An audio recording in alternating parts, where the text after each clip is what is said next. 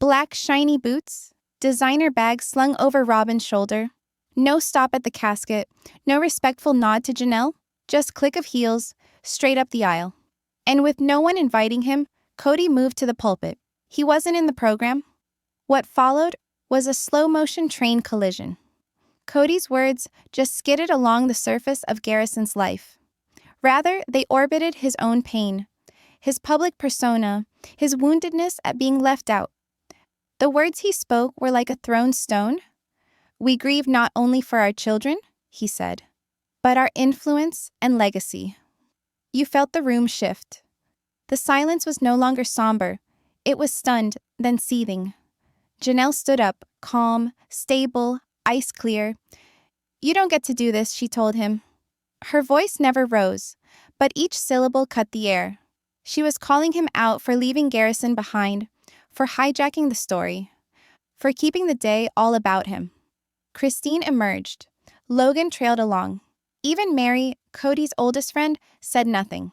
Nobody attempted to intervene with Janelle, because in that moment, truth finally echoed. And nobody in that chapel was prepared to support a lie any longer. What followed the funeral wasn't just poignant, it was transformative. When Janelle confronted Kody, something profound and irreparable snapped. And this time, it was unfixable. The family didn't merely mourn. They drew a line in the sand. There weren't any dramatic exits or fiery speeches. Christine and Janelle didn't post big announcements or air the fallout on camera. Instead, they gave the most powerful response of all: silence. The kind of silence that says, "You're no longer part of this circle." Quietly, one after another, the adult children blocked Kody's number. No more birthday messages. No last-minute holiday invites. Just nothing. And then, there was the spark. A brief, leaked funeral clip of Garrison appeared on the internet. Hardly 2 minutes long. It reflected Kody's egotistical words. Robyn's over-the-top sobbing backgrounded behind him, and Janelle standing steadfast, unblinking, speaking her truth without apology. That clip illuminated the web like dry leaves to a flame. Fans had already been suspicious, but now they were finished. Cancel Kody trended in a matter of days.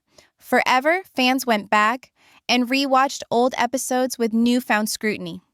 Reddit forums exploded with analyses of Kody's low points. TikTok was filled with splice clips and roastings. It wasn't rage, it was a reckoning. At TLC headquarters, there was panic. Executives met in huddles. Internal emails flew back and forth. Could the show make it without Kody? Should he remain? This wasn't about terrible editing or sloppy plotlines anymore. It was about accountability and a stern message from viewers. Meanwhile, the family remained mum. No press release, no social media update. Only one quiet dinner at Christine's house. No lights, no producers, only family. From the very first episode, you could sense it. No tiptoeing around eggshells, no obligatory family dinners. We saw Janelle walk into Garrison's bare house, handshaking over old photographs. We saw Christine laugh, truly laugh, during wedding planning, and snuggling her grandbaby, uncensored. Gwen told us the truth about years of silence. Logan, our chronic peacekeeper, finally said what everyone needed to hear. This isn't about hate, it's about safety. There were no scripted apologies, no sit-down meetings with Kody, no reference to Robyn. And viewers turned out in masses. Ratings soared because people saw themselves in that odyssey. Freedom wasn't so much fleeing polygamy, it was living survival. For the first time, the family saga was retold by the very people who lived it, not the man who attempted to control it. As Christine, Janelle, and the children entered their new beginning, Kody and Robyn were left where they had pushed everyone else for so long. On the outside looking in. No creative editing this time, no spin. No one to massage the situation. Viewers had witnessed and felt too much.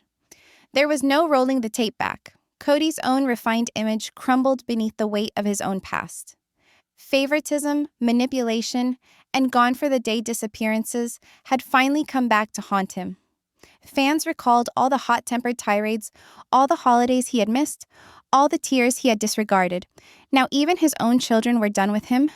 blocked numbers, unwritten texts, sons who would not look at him, daughters who no longer believed him. When he called out, he encountered a complete shutdown.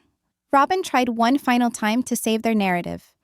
In a fragile interview, she wiped at tears and portrayed Christine, Janelle, even Mary, as bitter and resentful. It backfired. Audiences rolled their eyes.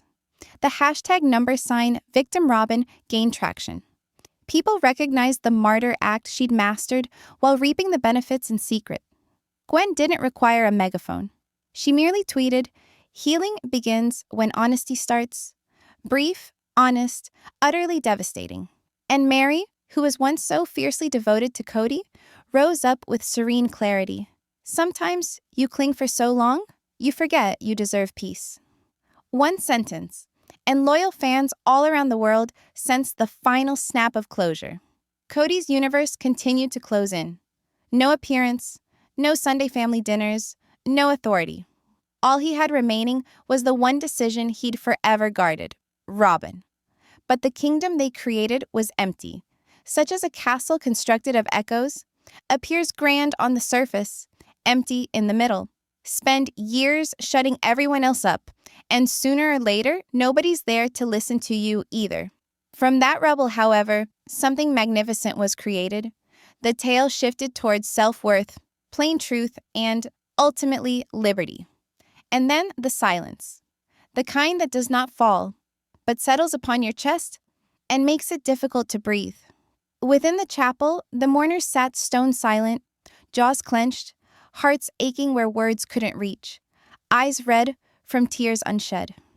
This was Garrison's funeral, a crossroads of sorrow and guilt and unfinished conversations colliding. There is no reality show lighting that can temper grief such as this. And then Cody and Robyn came in. They didn't turn in humility. They turned polished and posed, achingly offbeat from the rest of the room. Robyn's eyes swept the pews. Cody was as stiff as a storefront mannequin. It didn't resemble grief. It resembled a performance. People looked, side glances, small head shakes. They spoke it all. This wasn't another stilted family reunion. This was a reckoning. Because what was being buried that day wasn't just a dear son and brother. It was the last strand of a family system that relied on control, double standards, and a TV image that no longer resembled reality years ago. The funeral didn't reopen old wounds. It ripped them wide. Before we begin, press that subscribe button and let us know what you're thinking down below. Because this is a story that cuts to the bone. This is where everything changed, where the mask slipped off, and the raw truth was laid bare for all to see.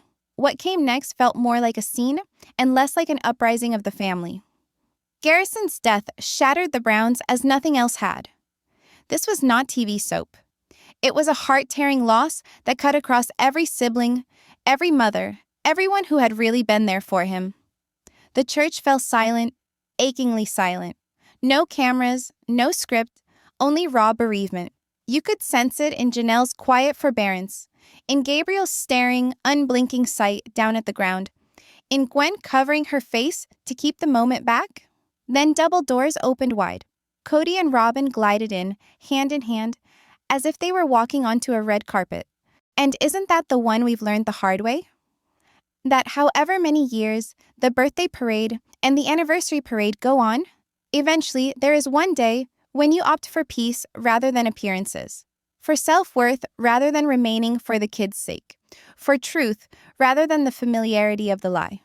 Perhaps you've come to that intersection in your own life. Half heartbreak, half freedom, and you know it's never too late to take a different path. Now, I won't give away every twist after this turning point, but hang in with me, because the path from fracture to freedom is where the strength really is. You'll witness how silence can be louder than speeches, how blocking a phone number on occasion shields a fragile heart more effectively than years of enforced tolerance, and how a family once delineated by the vision of one man can thrive when each voice finally has its own microphone. So settle into your favorite armchair, refill that coffee cup, or something more if the night requires it, and let's stroll through the chapters that television never fully explored. We'll follow the journey from those initial hopeful seasons to the hard-won bravery we see today. We'll pay respect to the suffering, rejoice in the strength, and perhaps, just perhaps, catch a glimpse of our own tale shown in their own. Ready? So let's start the review, where the hush feels so heavy and the truth, at last, won't be silenced. Christine was once the third wife. Those days are over. Now she's simply Christine, secure, radiant, and blissfully wed to a man who opts for her every day. When she smiles, it's open-handed and carefree. The old tense grin is gone. Audiences can almost sense that collective sigh of relief. Part joy, part hard-earned justice. After all those years of being swept under the rug, Christine didn't merely walk away. She built something anew. Her cooking show, her cheerful social media uploads, her authentic love story, all of it feels intimate, not performative. It's just what she always deserved. Then Janelle. Reserved, consistent, boundless endurance. She never stormed off or raised her voice. She just ceased enrolling for her own oppression. And in that quiet, firm silence, she found her power. Janelle devoted her attention to real estate coaching, internet mentoring, and deep relationships with her children. Her process isn't driven by vengeance. It's recovering time, identity, and self-worth. And Mary, whose heart used to get stuck in limbo, not quite in or out. The wounds went deep, but slowly but surely, she developed her voice. She spoke on retreats, recounting her tale not as a victim, but as a survivor who is ongoing. When she declared to the cameras, "I don't need permission to be happy anymore," you could practically hear the click. On set, and in living rooms across the country. And the children? They're not merely surviving, they're thriving. Gwendolyn, Logan, Maddie, Savannah. They rely on each other, trading memories and supporting one another, both on and off the screen. The old pecking order is no more, but what remains is the true gem. Authentic family based on love and honesty. This is not that Brown family we originally met all those years ago. That old one? Gone, and for the better.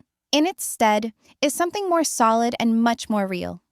A circle of women and children who preferred truth to pretense, serenity to control, and used their pain to empower. They did not merely walk away from Cody's one-roof ideal. They walked towards something superior. That is the true legacy now. Not control, not polygamy, but women's strength, the power of their children, and the clear ring of honesty. For the first time in ages, the quiet felt beautiful. Their silence spoke louder than any speech. We're done pretending. With Cody and Robyn written out, the future of the show was looking iffy, until TLC took a chance. The series came back, but the atmosphere was changed. This wasn't Sister Wives anymore. It was a love fest of independence. The name did it justice. No more stories of plural marriage at the hands of Cody. Instead, the cameras were on the healing that occurs after the hurt, following who decides to heal. Christine and Janelle consented to return, but on their own terms. No hidden backroom negotiations, no meticulously choreographed scenes for appearances. Gwen joined them, as well as Logan, Madison, and even Mykelti. These were no longer children caught up in family soap operas. They were grown women, in charge of their story. You won't believe what unfolded at Garrison's funeral, where silence spoke louder than any eulogy, and one mother's quiet stand changed everything. What followed wasn't just family drama, it was a reckoning years in the making. If you've ever held your tongue to keep the peace, this story will hit home. Truth, grief, and a legacy rewritten. Watch now. What if the time that ultimately breaks a family doesn't erupt in a cacophony of yelling, but falls in stunned silence so thick you can practically hear hearts break?